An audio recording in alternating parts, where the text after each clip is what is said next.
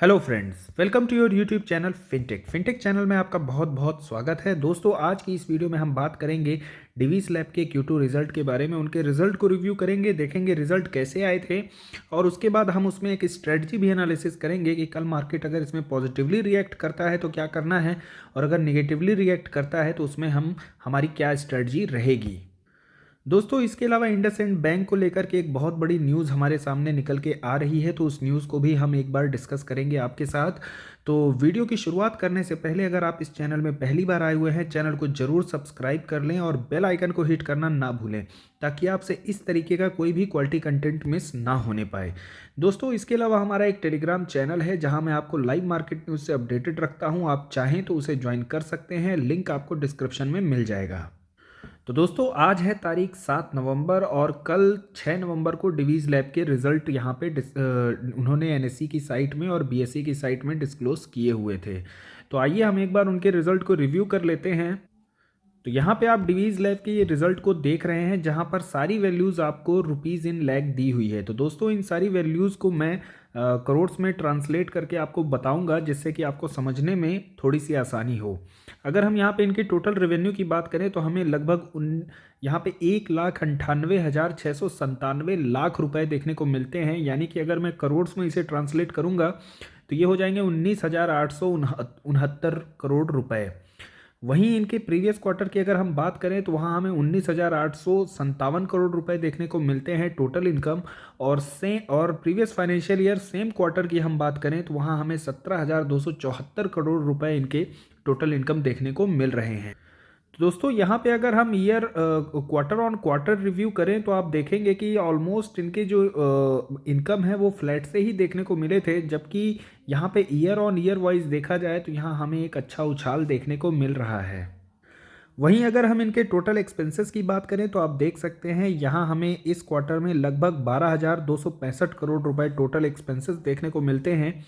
Previous quarter में हमें 11,719 करोड़ देखने को मिले थे और previous financial year same quarter की हम बात करें तो वहाँ हमें 10,423 करोड़ रुपए टोटल एक्सपेंसेस देखने को मिले हैं। तो यानी कि ईयर ऑन ईयर और क्वार्टर ऑन क्वार्टर वाइज देखा जाए तो डिवीज लैब के जो एक्सपेंसेस हैं वो हमें बढ़ते हुए से दिखाई पड़ रहे हैं।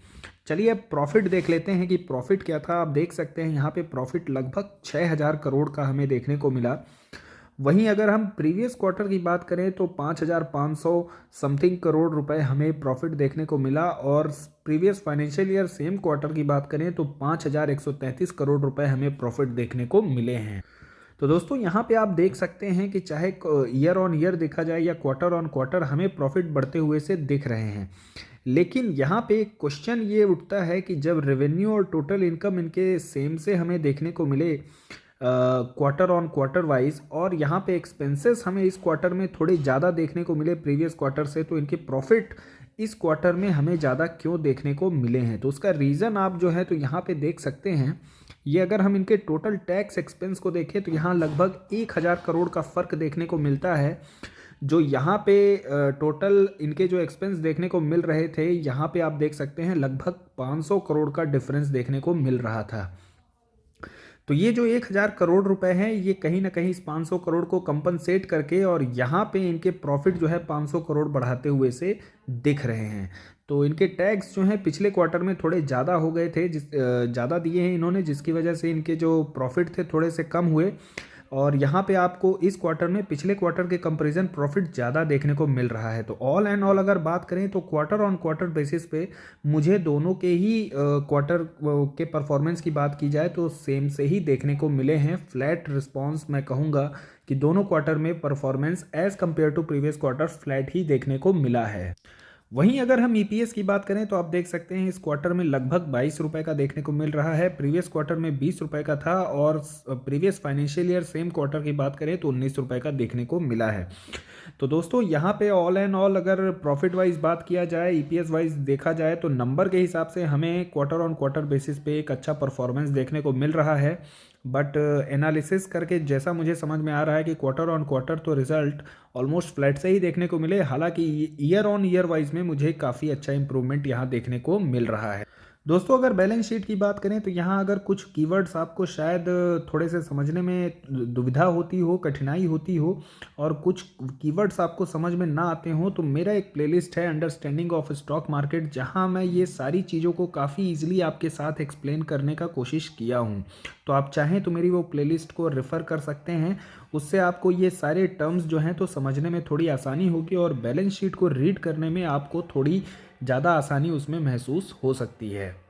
तो दोस्तों अब अगर हम इस Q2 तक के जितने भी इनके कैश फ्लो थे अगर उनको हम रिव्यू करें तो आप देख सकते हैं कि फाइनेंशियल ईयर स्टार्ट होने से पहले इनके पास हमें लगभग 20,163 करोड़ रुपए का कैश फ्लो देखने को मिल रहा था और इस बार इनका जो कैश फ्लो था वो थोड़ा नेगेटिव में हमें देखने को मिला, जिसकी वजह से यहाँ पे हमें लगभग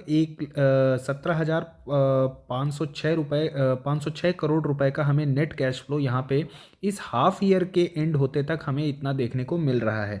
जबकि वहीं हम प्रीवियस फाइनेंशियल ईयर से कंपेयर करें तो पिछली बार इनके नेट कैश फ्लो में हमें एडिशन देखने को मिला था। फाइनेंशियल ईयर स्टार्ट होने से पहले इनके पास लगभग 278 करोड़ रुपए का कैश फ्लो था और काफ़ी ह्यूज अमाउंट में यहाँ पे नेट कैश फ्लो एडिशन होते हुए दिखा था। तो यहाँ पे अगर हम ऑल एंड ऑल बात करें तो कंपनी अभी भी हमें कैश रिच देखने को मिल रही है और कंपनी के पास एक अच्छा खासा पॉजिटिव में रिजर्व देखने को मिलता है। तो ऐसी इसमें मुझे कोई समस्या देखने को नहीं मिल रही है। कंपनी के अगर फंडामेंटल की बात करें तो कंपनी हमें बहुत ही शानदार देखने को मिलती है। लगभग यहाँ पे आपको मार्केट कैप 1,38,000 करोड़ का देखने को मिलेगा। वहीं आरओसी और आरओई की बात करें बहुत ही शानदार नंबर हमें यहाँ पे देखने को मिल रहे हैं 32% और 23%। इसके अलावा अगर हम ऑपरेटिंग प्रॉफिट देखें तो लगभग 41% का ऑपरेटिंग प्रॉफिट और नेट प्रॉफिट मार्जिन पिछले कुछ सालों का हम देखें तो हमें लगभग 24% के आसपास देखने को मिल रहा है। कंपनी के पास रिजर्व काफ़ी अच्छा देखने को मिल रहा है और वहीं कंपनी हमें डेट फ्री देखने को मिल रही है।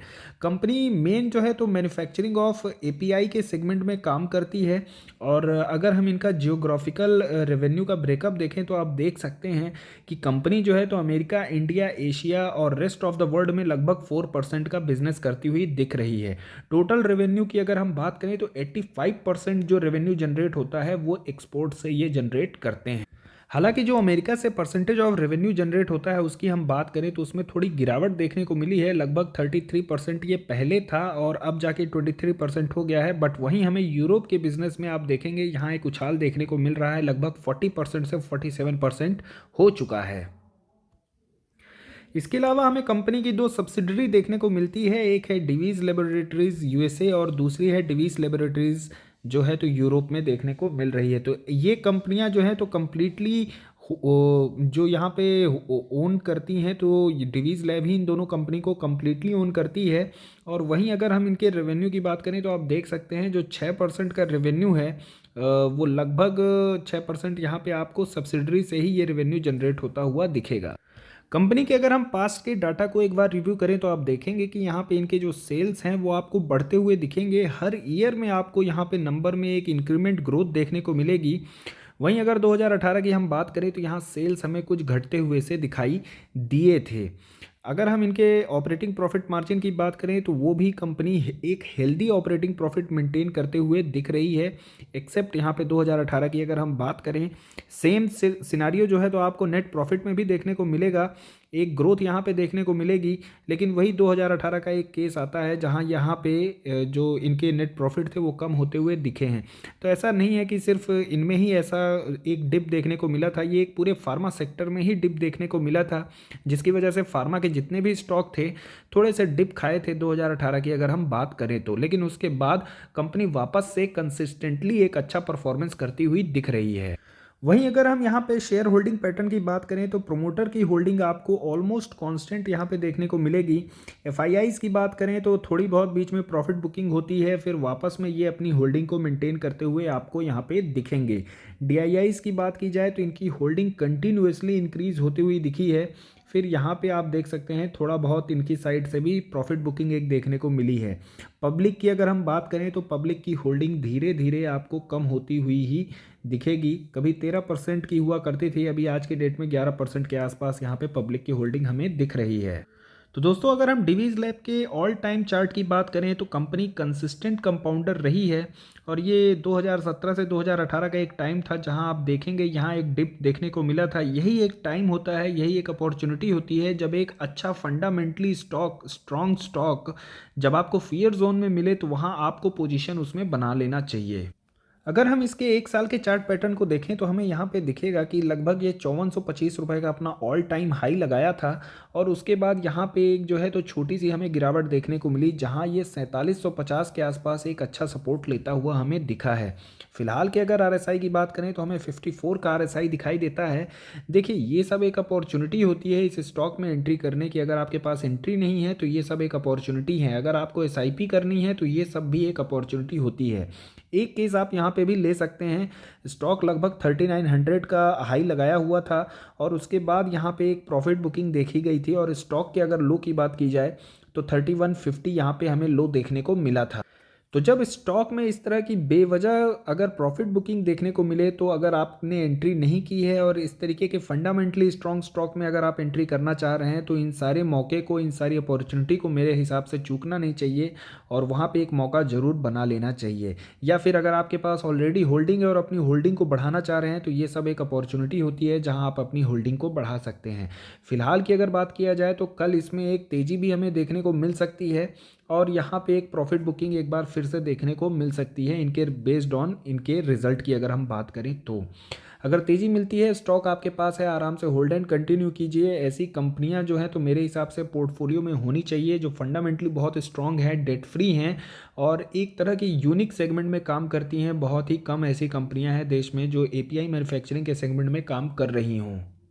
लेकिन अगर इसमें गिरावट होती है तो ये एक लेवल है जहां पर आप इसमें फ्रेश एंट्री ले सकते हैं या फिर एसआईपी करने का इसमें आप कर सकते हैं, एसआईपी वे में इसमें इन्वेस्टमेंट। और फिर अगर फर्दर और इसमें आपको गिरावट देखने को मिलती है तो मेरे हिसाब से 4450 का एक और यहाँ पे सपोर्ट देखने को मिलता है जहाँ पे ये एक सपोर्ट ले सकता है और एक यहाँ पे ये भी एक अच्छा बाइंग लेवल हो सकता है जहाँ पे आपको अपॉर्चुनिटी नहीं मिस करनी चाहिए। तो दोस्तों यहाँ पे बैंकिंग सेक्टर से एक हमें बहुत ही खतरनाक न्यूज़ देखने को मिल रही है। Whistle blower accuse IndusInd bank arm of dressing up defaults under evergreening. तो यहाँ पे मैं डिटेल में आपको बता देना चाहता हूँ कि यहाँ पे इंडसेंड बैंक की एक सब्सिडरी है और उस सब्सिडरी पर ये एक एक्यूजेशन यहाँ पे किया गया है कि वो अपने लोन्स की एवरग्रीनिंग करते हुए आप यहाँ पे दिख रहे हैं। तो दोस्तों यहाँ पे मैं सबसे पहले आपको एवरग्रीनिंग समझा देता हूँ कि एवरग्रीनिंग क्या है। एवरग्रीनिंग का मतलब यहाँ पे होता है कि बैंक कोई भी लोन जो है तो वो ग्रांट करता है और वो जो लोन का रिपेमेंट अगर मान लीजिए 90 डेज तक नहीं होता है तो बैंक क्या करता है कि उस लोन को एज अ एनपीए डिक्लेयर ना होने पाए, क्योंकि 90 डेज का टाइम होता है। अगर लोन का रिपेमेंट 90 दिन तक नहीं हुआ है तो वो एनपीए में चला जाता है। एनपीए का मतलब है नॉन परफॉर्मिंग एसेट। तो वो एनपीए में ना जाने पाए इसके लिए वो क्या करते हैं कि उस लोन को वापस से फिर से एक न्यू फ्रेश लोन बुक में एडजस्ट कर देते हैं किसी और के नाम या फिर उसी व्यक्ति के नाम, ताकि वो लोन जो है एनपीए ना होना पाए और वो फिर से एक न्यू लोन की तरह ट्रीट किया जाता है। तो इसे ही एवरग्रीनिंग कहते हैं, यानी कि वो हमेशा ही ग्रीन रहेगा, कभी रेड नहीं होने पाएगा। तो यहाँ पे विसिल ब्लोअर की तरफ से यही एक्यूजेशन हमें देखने को मिल रहा है और ये जो एक्यूजेशन है यहाँ पे आप देख सकते हैं with overdues from earlier loan is not checked immediately, यानी कि यहाँ पे एडजस्टमेंट करते हुए दिख रहे हैं न्यू लोन मनी को। तो ये जो है तो ये भारत फाइनेंशियल इंक्लूजन, यहाँ पे इंडसेंड बैंक की एक सब्सिडरी है भारत फाइनेंशियल इंक्लूजन, जिसको इंडसेंड बैंक ने 2019 में यहाँ पे इस पे एक्वायर किया था। तो ये जो एवरग्रीनिंग का जो बैड प्रैक्टिस यहाँ पे देखने को मिल रहा है वो भारत फाइनेंशियल इंक्लूजन से देखने को मिल रहा है। अभी भी बोल रहा हूँ मैं कि ये न्यूज़ श्योर नहीं है, ये जस्ट एक विसिल ब्लोअर की तरफ से न्यूज़ है। विसिल ब्लोअर यानी कि वहाँ उन्हीं के कंपनी का एक अंदर का आदमी होता है जो कि जिसकी आइडेंटिटी डिस्क्लोज नहीं की जाती है और वो आरबीआई को ये चीज़ एक कंप्लेंट के फॉर्म में जो है तो या एक इन्फॉर्मेशन के तौर पर देता है ताकि आरबीआई उस पर ऑडिट करे और उस चीज़ को दूध का दूध और पानी का पानी करे। तो उस विसिल ब्लोवर के कम एक्यूजेशन के बाद यहाँ पे बैंक ने जो है तो एक प्रेस रिलीज़ किया हुआ था जिसमें उन्होंने स्टेटमेंट दिया है कि BFIL के जितने भी जो लोन प्रोडक्ट्स हैं वो अप्रूव किए जाते हैं बैंक के द्वारा, and all those are fully compliant with the regulatory guidelines. कहने का मतलब कि वो बैंक के ही देख रेख में हो रहा है जो भी हो रहा है, और उसमें कोई भी कुछ भी डिफ़ॉल्ट या एवरग्रीनिंग जैसा नहीं है, ऐसा इंडसइंड बैंक ने कहा है। दोस्तों, बैंकिंग सेक्टर में ये एनपीए के इश्यूज़ बहुत ज़्यादा होते हैं। रिसेंटली अगर कोविड के बाद देखें तो फॉर एग्जांपल के लिए अगर बंधन बैंक का मैं एग्जांपल लूँ, तो बंधन बैंक में कोविड के बाद अगर आप देखेंगे तो वहाँ पे उनके एनपीए के इशू जो हैं बढ़ते हुए से दिखे हैं, और यही रीज़न है कि बंधन बैंक में लगातार एक ह्यूज फॉल हमें देखने को मिल रहा है। मैंने कभी भी बैंकिंग सेक्टर के ऐसे किसी भी स्टॉक को ना ही टेलीग्राम में और ना ही यूट्यूब में कभी भी ज़्यादा अपनी तरफ से कोई रिकमेंडेशन नहीं दी है। रीज़न यही है कि मैं खुद भी इस एनपीए को लेकर के एक थोड़ा सा सेफ गेम और सेफ प्ले करना चाहता हूं, कि ताकि कभी भी आदमी का पैसा जो है, चाहे मेरा हो या चाहे मेरे यूट्यूब के फॉलोअर जो भी सब्सक्राइबर हैं, उनका पैसा इस तरीके से ट्रैप नहीं होना चाहिए। अदरवाइज़ जो हाल है वो यस बैंक जैसा ही होता है। 400 रुपये का स्टॉक जो है तो 10 रुपये के भाव पे भी बिकने लग जाता है। और यही रीज़न है कि बैंकिंग सेक्टर में मैं कभी, अगर आपने कभी देखा होगा तो या तो मैं एचडीएफसी के लिए यहाँ पे रिकमेंड करता हूँ या फिर आईसीआईसीआई के लिए, क्योंकि उनके मुझे फंडामेंटल्स काफ़ी ज़्यादा स्ट्रॉन्ग दिखते हैं और नंबर 1 की कंपनी है। कभी उनमें इस तरीके के इश्यूज़ नहीं देखने को मिलते हैं। हर एक क्वार्टर के उनके बैलेंस शीट को रिव्यू करना रहता है और एनपीए देखना रहता है कि एनपीए बढ़ रहे हैं या घट रहे हैं। तो यहाँ एक एनपीए का बहुत ज़्यादा इशू हमें देखने को मिलता है। वहीं दूसरे अगर बिज़नेस की बात करें, एनबीएफसी की अगर हम बात करें, जैसे मुथूट फाइनेंस हो गया, तो उसका बिज़नेस मॉडल कुछ ऐसा हमें देखने को मिलता है जहाँ आपको एनपीए के इतने ज़्यादा इशू नहीं देखने को मिलेंगे, क्योंकि उनका जो बिज़नेस मॉडल है वो है ही कुछ ऐसा। वो एक गोल्ड के एक्सचेंज पर लोन को वहाँ पे उनकी तरफ से ग्रांट किया जाता है। तो जब इस तरीके का लोन डिफ़ॉल्ट करता है तो उसकी रिकवरी वो गोल्ड से कर देते हैं। बट यहाँ पे हमें ऐसा कुछ देखने को नहीं मिलता है बैंकिंग सेक्टर की अगर हम बात करें तो। अगर विसिल ब्लोवर की इस तरीके की न्यूज़ की बात करें तो कभी कभी ये न्यूज़ अच्छी होती है इन्वेस्टर के लिए, क्योंकि फॉर एग्जांपल जैसे यूपीएल में ये विसिल ब्लोवर की न्यूज़ देखी गई थी। मैंने खुद उसमें एक पोजिशनल ट्रेड किया था। स्टॉक के प्राइस की बात करें तो वो 600 से 420 के रुपए पर आ गया था। बट कंपनी फंडामेंटली काफ़ी अच्छी देखने को मिल रही थी, उसके फाइनेंशियल काफ़ी अच्छे देखने को मिल रहे थे, और मैंने भी इसमें एक स्विंग ट्रेड जो है तो यूपीएल में किया था।